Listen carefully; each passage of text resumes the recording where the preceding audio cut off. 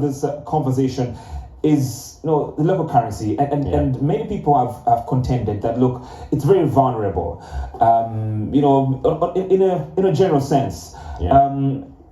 What do you make of our local currency? What does it need for it to be able to be bullish, so to speak, for it to be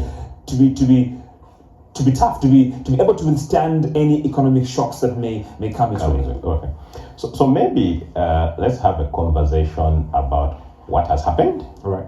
Because when we provide that context, at least from where we see it, then it then helps the common man, you and me, then form an expectation around where it's likely to go, but also what needs to happen. All right. So let's take a bit of a step back. All right. Pre-election, the currency had already started to show signs of recovery. Okay. What had happened previously? A lot of the pressure on the currency was attributed to a shortage of supply. Okay. For the period that we were servicing our debts, we had on record communication that we were spending anywhere between 40 to 50% of monthly domestic revenue collected servicing debts.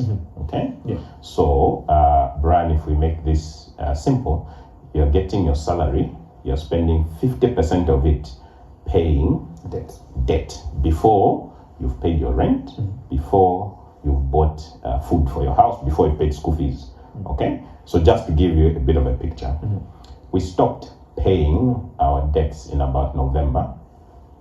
So obviously that then starts to speak to some supply availability. We then went through we're going through a price boom in terms of copper, right? Because of the sentiments and what the expectations are around, for example, the electric car era. All right, that's our biggest revenue earner as a country.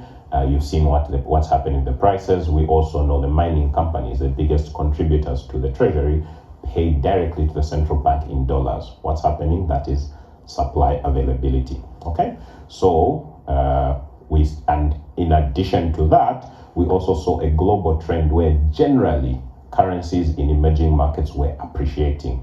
Why? In the developed world, you find interest rates are negligible, 0.5%, 1% if you're lucky. All right.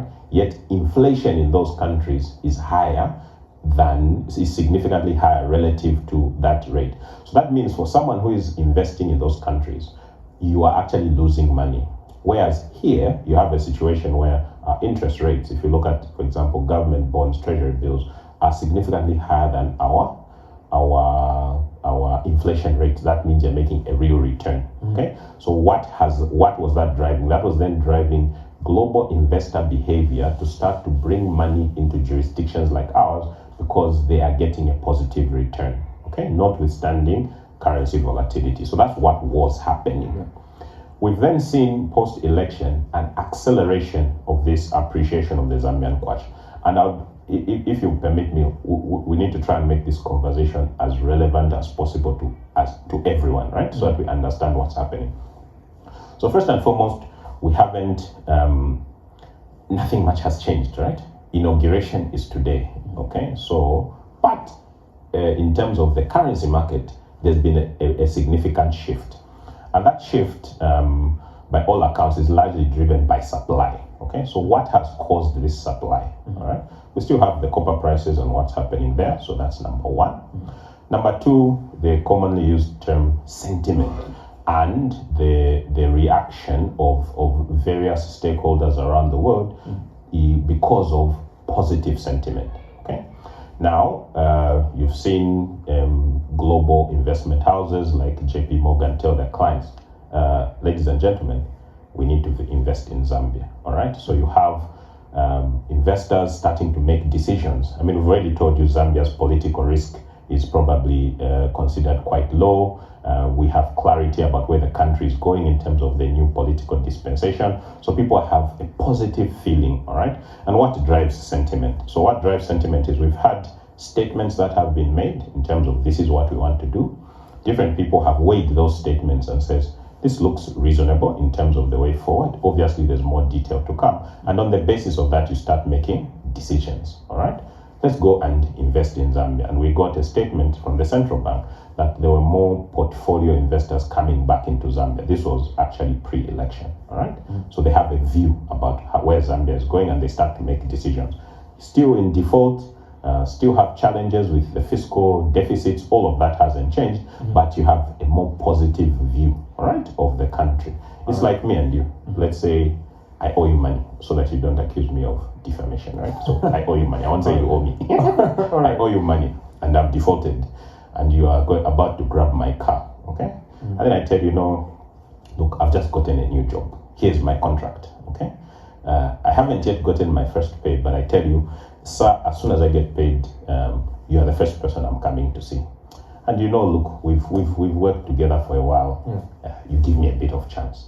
That chance that you've given me, that action that you've taken, which is contrary to the facts that you're actually seeing, is goodwill, which has been influenced by your sentiment, which is now more positive towards me.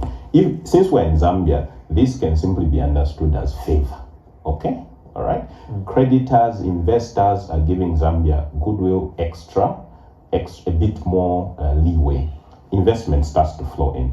When those dollars are coming into the country, obviously, they're creating additional supply, all right?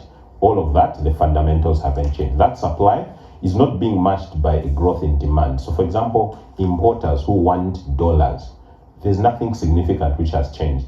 They haven't increased or quadrupled their orders in response to the increased demand. No, that hasn't yet started happening. There's no underlying economic activity as yet to generate that additional demand.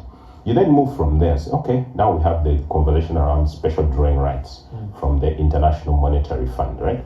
Now, what are special drawing rights? Special drawing rights are an asset. It's like currency, right? Zambia has an allocation of 1.3 billion SDRs. It's the same as saying you have 1.3 billion dollars. Okay, it's an asset that we have, an asset that belongs to the country. Mind you, prior to this allocation, Zambia had 469 million SDRs. Okay, so in one go, that number has gone up by 3 times. Okay, so we've been given an allocation that's 3 times what we had previously. What does that mean? Okay, how is that then influencing what's happening with the currency? What it means is that previously, when the currency came under pressure, say from people who were speculating about how the currency would move, the central bank's ability to respond in terms of releasing additional liquidity to smooth out that volatility was limited. Now, at one go, your SDRs have been tripled. Your national reserves, that number 1.3 billion, is basically meaning our reserves are going up twice, all right? So that then means the central bank is also then has a stronger base from which to respond if there's volatility, okay? As simple as previously, another analogy, right?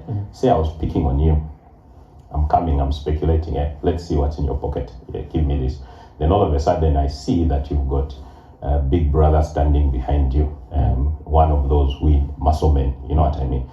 When I'm coming, I'll no longer be as free as I was previously to come and pick on you. That's what speculation does in terms of the currency. People expect a certain outcome when they make certain moves. Now they can't. And what happens is that some of those start to unwind. So there's less speculation because people then know that the country has got a greater ability to respond. And when they respond, you may end up incurring losses. And then other 2 things, put simply, there are people who may have been holding dollars, either those who were speculating, who are now unwinding those positions in panic, or those who simply said, look, all of my liquidity I'll hold in dollars. I will only convert when I'm due to pay salaries at the end of the month, or only convert when it's time to pay taxes. Now they're doing that now. Yeah, I mean, so that is what is informing. It's pretending. Well, I'm afraid of dropping here for now. Absolutely, no problem. Because we're pressed for time. But I want to thank you very much for coming through.